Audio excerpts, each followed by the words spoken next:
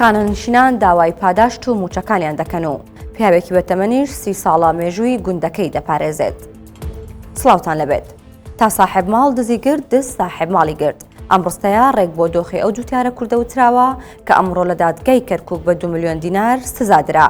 محەممەد ئەمین ئەو جوتیارەی ساڵی پار لە کاتی گرژی و ئاڵۆزیەکانی نێوانی جوتیارانی گوندی شەناغە و سوپای عێراق لەلایەن سەربازێکی عێراقەوە هێرش کرایە سەری و ملپێچەکەی ڕاکێشا. ئەو کاتە دیمەنەکە لە سۆشیال میدیا کاردانەوەی زۆری لێکەوتەوە. ئەمڕۆژ لە دادگای کەرکووک لەسەر 2 سکاڵا کە یەکێکیان لەلایەن سەربازە عێراقیەکە و ئەوی دیکەش لەلایەن فەرماندەی ئۆپراسیۆنەکانەوە تۆمار کراوە. محەممەد ئەمین بە پێبژاردننی 2 ملیۆن دینار سزادرا. ئەو جوتیارە بڕیارەکە بە نەعەدالەتانە وەسف دەکات و بە 964 وت لەگەڵ هاوڕێیانمان بەرگری لە خاک و خەڵکی خۆمان دەکەین و مل بۆ هیچ فشارێک نادەین. پارێزەری خۆبەخشی دۆسیەکەش دەڵێت تانە لە بڕیارەکە دەدەین و چاوەڕێی دوا بڕیاری دادگای تەمیزی دەکەین.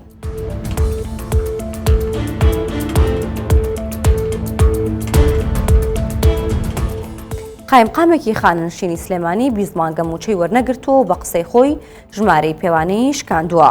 ئەمڕۆ خانەنشینانی سلێمانی دژی دواکەوتنی موچەکانیان گرت بوونەوە و وتەبێژی یەکێتی خانەنشینانیش بە 964 وت 3 داواکاریمان هەیە. یەکەمیان بۆ هاوتاکردنی موچەکانمان لەگەڵ خانەنشینانی بەغدا و کە دەمانەوێت لێک کاتا لەگەڵ ئەوان موچەکە وەربگرین. دووەم داواکاریش تایبەتە بە هەندێک لە خانەنشینان کە بەهۆی دواکەوتنی مامەڵەکانیان موچەیان دواکەوتووە. سێەم داواکاریش خەرجکردنی پاداشتی ئەو فەرمانبەرانەیە کە لە 1 2025ەوە خانەنشین بوون. لای خۆشیەوە کەمال سەعید قایمقامی خانەنشینی قەرەداغ کە یەکێک بوو لەو کەسانی بەشداری گربوونەوەکەی کردبوو بۆ 964 وتی ژمارەی پێوانەی مشکاندووە چونکە ڕەنگە یەکەم خانەنشین بم کە بیزمانگە موچەم وەرنەگرتووە.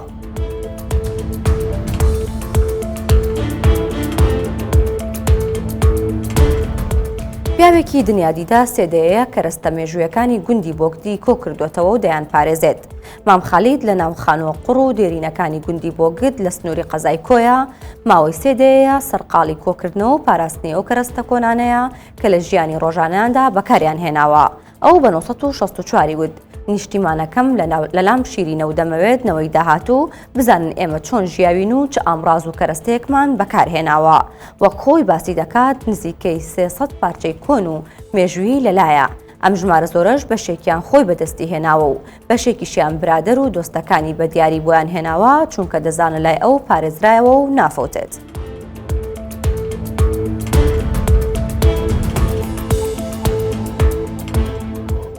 سێ ڕۆژی ڕەوەقا شۆفێرانی چوارقوڕنە بە هیوای وەرگرتنی 40 لتر بەنزینی 750 دینارین. ئۆتۆمبیلەکانیان لە بەردەم بەنزینخانەیە گڕاگرتووە. بەڵام تا ئێستا تەنیا گەرما و سەرەگرتنیان بۆ ماوەتەوە و هیچ بەنزینێکیان وەرنەگرتووە.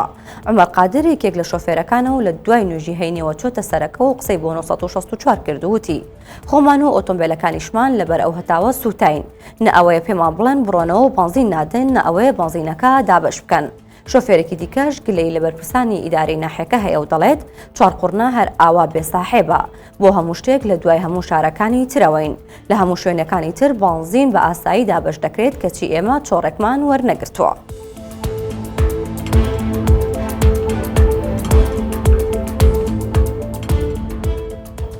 هەواڵەکانم پێشکەشکردن هەر شاد.